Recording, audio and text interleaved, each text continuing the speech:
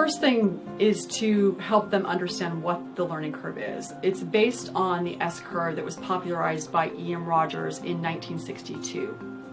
We used it at the Disruptive Innovation Fund to help us gauge how quickly an innovation would be adopted, to help make the unpredictable predictable.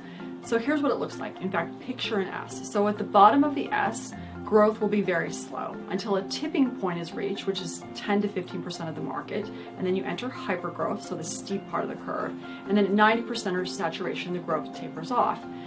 As we were applying this S-curve for investing, I had this insight that you could also apply it to individuals. That whenever you start something new, whenever you start a new project, start a new job, the S-curve, you've got an opportunity to disrupt. And so what does that mean? Well, the S-curve tells you, it helps you understand the psychology of what's happening for your employee. At the bottom of the S-curve, it's going to feel like nothing is happening. Growth is very slow. So this helps your employee feel less discouraged. And it also helps you as a manager be less impatient.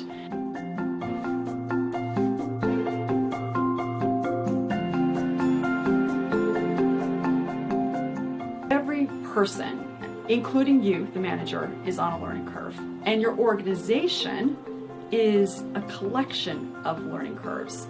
Based on our research, you optimize for innovation, you optimize for building a great team, one that can manage through change, by having 15% of your people at the low end of that learning curve. At that point in time, they're going to be inexperienced, so again, you've got to be patient, but also because they're inexperienced, they ask questions like, why do we do it like this? And with those questions come opportunities for innovation, for insights, for doing something different that could really move your company forward. You then want to have 70% of your people in the sweet spot.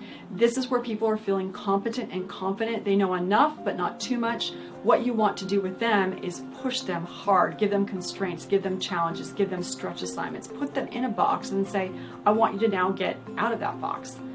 Then, once they get to the top of the curve, they've become masters. And you want about 15% of your people here. They're not necessarily going to be innovative, but because they're at the top of this curve, it's like a mountain. They've got perspective. The risk is if you let them stay there too long, that plateau could become a precipice because they're bored. And bored people don't innovate, they get disrupted. In fact, if you want to know if your company is at risk of being disrupted, just take the pulse of your workforce.